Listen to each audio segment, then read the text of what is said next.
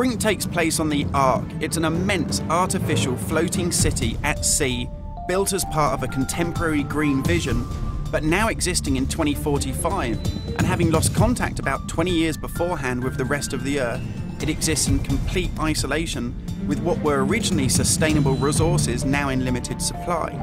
The result of this is that competing social factions have been thrown into an isolated and horrific conflict. We're heading to the Ark's airport. This was the original location that celebrities flew in and out of and had their photo opportunities, but it's also, because it's been deserted and disused for 20 years, the ideal location for me to show you a couple of the game's features in the absence of any enemies. Now, Brink uses those same familiar shooter controls that you're used to, but without the artificial constraints, because we've developed a new system that we're calling SMART. It stands for Smooth Movement Across Random Terrain. If you walk up to something that's an obstacle, just as you would do in any other shooter, you'll stop. But if you want to try and indicate to the game that you want to get somewhere as quickly as possible, using this SMART button, you're able to vault, mantle, and climb with ease.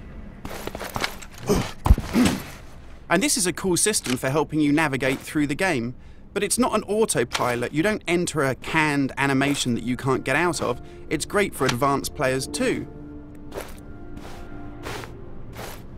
If you're approaching an obstacle like a security sensor, and you want to make it through that obstacle without perhaps alerting the enemy to your presence, you could just look up and you'll mantle up and over that automatically. And by the same token, if you use your same SMART button just running towards something and looking down, you'll indicate to the game that you're able to slide under something. And this is really important because in Brink, we want you to be able to make tactical decisions about where you go and how you play.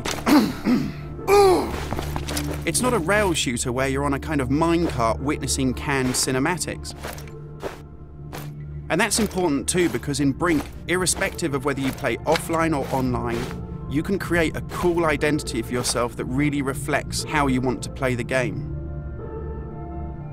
So in Brink, you take on a combat role that suits your preferred playing style, whether you're on the front line attacking the enemy or perhaps at the rear doing support.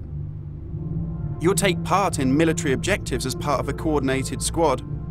And when you complete these successfully, you'll earn experience points that allow you to unlock cool upgrades for your weapons, really cool abilities that suit the way that you want to play, and also cool outfits that reflect what a badass you are.